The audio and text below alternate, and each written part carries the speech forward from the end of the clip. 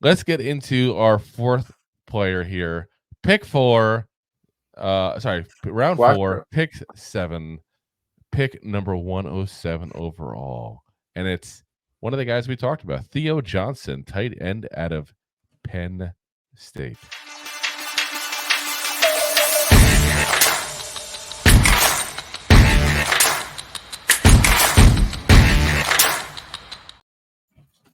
Here he is there. So, again, to repeat what we talked about there, we're not going to go too much into everything we talked about there the first time. If you want to hear more of our thoughts on Theo Johnson, we did a whole draft breakdown there.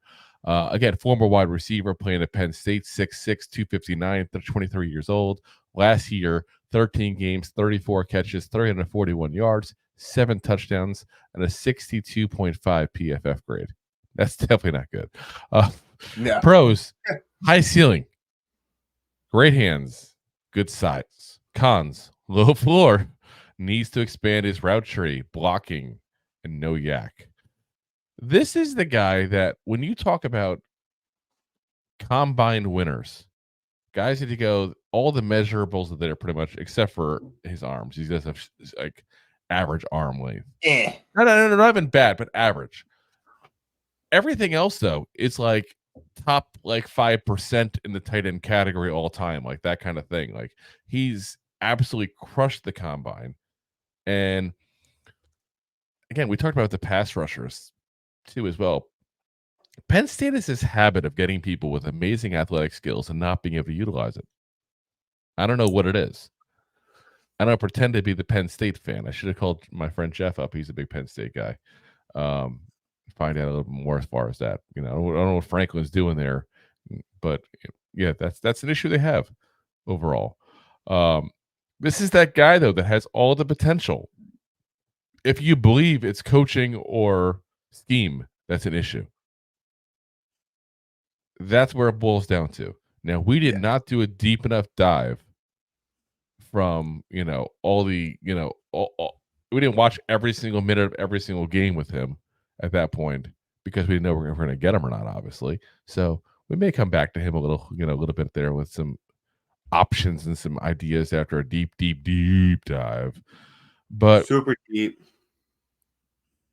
But yeah, so we got a guy now who literally, if you look at his measurables, this is the scary part. His measurables, they match up well too. And kudos to Big Blue Banter, those guys, because we talked about them the other day. But they talked about there while I was listening to them while I was getting all the notes written, everything ready here. His measurables at the combine, both is for his body and for speed, strength, and that kind of stuff, there are basically Jimmy Graham. That's the athleticism this guy has. But yet, for whatever reason, again, the production wasn't there. And I get it, guys. Like, I get it that tight end is that position that for whatever reason, the production is usually just not there. That's the truth of the matter. It's not. This is not it's not a science yet to drafting tight ends. So I got to be clear and say I don't hate the pick. I do not hate the pick whatsoever. I had one guy that I would have preferred we got, and that's Kate Stover at Ohio State instead, who went not too long afterwards. That's the one guy I would have, assuming everything's good as medical, because he did hurt his back at the combine. So I don't know how bad that is. But we talked about going into it. This is not a deep tight end draft that's got some great players, really. Jadavian Sanders was our number 2. He didn't go to the first pick in the 4th round here. He just your camera keeps being just disappointed. And it's funny, it's always I say, like, I can't believe this happened. Your camera's like, boop, just falls down. Dog. But he's a guy who had 682 yards. Kate Stover went a little bit after him, had 576 yards. Ben Sinat, who went early, we didn't get, so he was out of the equation at that point there. I'm just saying, when I see guys, like Dallin Hawker getting 700 yards, he compared better offensively to guys like AJ Barner, who's basically a pure blocker, just based on his receiving stats. And he's not a very good blocker. That's the problem. They're not. So when you have a guy who doesn't block well, not that he's the worst blocker, but it's not a strong suit. And then you don't see a ton of production receiving wise.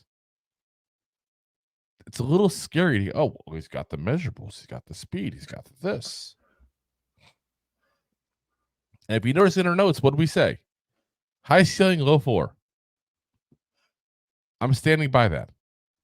This guy's going to be the great. And it's funny because if you listen to Talking Giants, though, again, we're talking about other podcasts. I always like to give shout out to the content creators that are good. Talking Giants doesn't need our help, though. They're way above us. But they are, if you listen to Bobby Skinner talk about it, he said, because we talk about how like some of these guys come out of nowhere in college and all of a sudden become great tight ends. He said if he had to pick one tight end to do that this year, it'd be this guy, it'd be Theo Johnson. Because of the measurables, because of the things he did at the combine, because of the things you on tape and burst, you just don't see it a lot, and that's the issue. So one of two things going to happen with Theo Johnson: he's going to develop into a starter and be a hell of a tight end, which he has that potential, or be a big old bust. He's going to be a bust and he'll be out of the league in a couple of years. Yeah. There's going to be no in between whatsoever. He could be the next Jimmy Graham guy that could play for years. Yeah, and be a receiving tight end, but he'll be a better blocker than Jimmy Graham, that's for sure. So that's yeah. I'm just saying for comparison. Wise, I mentioned before, bad blocker, and he's not a good blocker, but he's not horrendous. It's not the worst blocking I've ever seen. It's just if you're depending on him to help keep a running back open on an HB toss, you're probably going to be slightly disappointed or want to give him a little help. Keep that fullback handy. Depends on what Evan Neal's doing that day. Evan who? Exactly. The bigger flipper. But yeah. So we got to ask the two questions here and talk about this for a second here. And in the meantime, guys, I want to hear what you guys think on Theo Johnson as well. Those of you guys who may be familiar with his work, what do you think? Do you think he's a good pickup? Do you think you like him? Or you think we're crazy? Are we being too negative about him? Try to keep it kind of mid, though. It's what it is. It's mid. Could be great, could be bad. But it begs two questions here. One, we drafted a tight end. Does that mean no Waller? Or is this, them just preparing just in case? I mean, this is what they've done years on, years on. I think Waller's done. I heard Waller was talking night 2 of the draft. He was a mental health ambassador at one of the local hospitals in Jersey, and he had still said he doesn't decide it, and it's not his body. He said it's his mind. So if your mind's not in, just go, walk away, dude. Yeah, if that's the case, he's not in. And I'm so much okay with it because of the fact that not just because we got Theo Johnson, but it's just like you're not part of the future, man. If you're already thinking about retiring, you're not going to play for a couple more years to be part of the future of this team. 100%. If you're looking at maybe one more year, they retiring because you're thinking about retiring, just do it now. Get it over with. Rip the Band-Aid off. Yeah, exactly. And by having him on the field so often, it may help us now if we get Waller back. It would help us for 2024 here. Let's be honest. But the long-term health of this roster, especially now we're going to year 3 of Daniel Bellinger, guys. Year 3, as I had only 2 fingers up in one hand for some reason. Year 3. Worked on phonics, works for me. Copy the count. Yay, Trace. But it's like we have a guy that we're going to 3rd year of that we're still developing.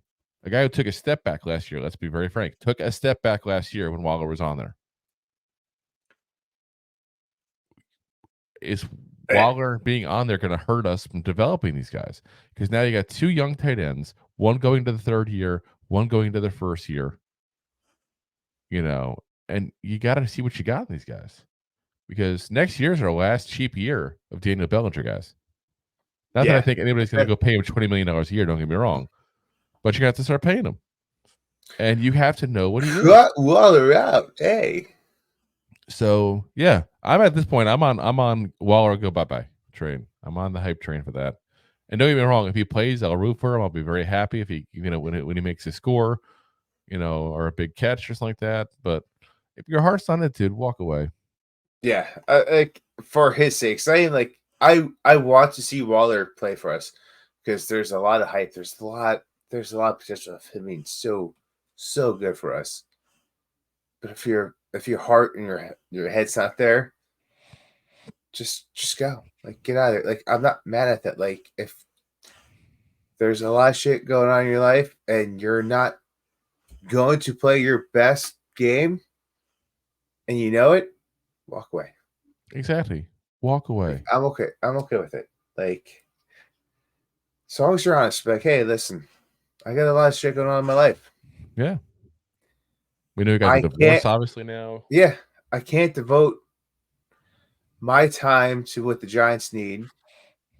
I'm going to retire early. Go for it. And I mean, that's what it is. Go for it. You're under no obligation. And I will stand up. I will proudly stand up. Like I'm at the American Legion. But yeah, like I said, I think this is not a bad pick, guys. This is a pick that I'm like meh about, though. Like, meh. Yeah. Like, could be good, could be bad. It's hard to have a good or bad opinion about a guy that's up in the air and could be either way. It really is. So I'd rather call it like it is at that point and say that than try to take one side of the coin so I can say I was right later on. I have no clue what he's going to be. He could be the best, the second best or best tight end of this draft, for all I know. He could also be a guy out of the league in a couple years. Yeah. Thanks for listening to Two Giant Goofballs, a New York Giants podcast. We appreciate your support. Thanks so much.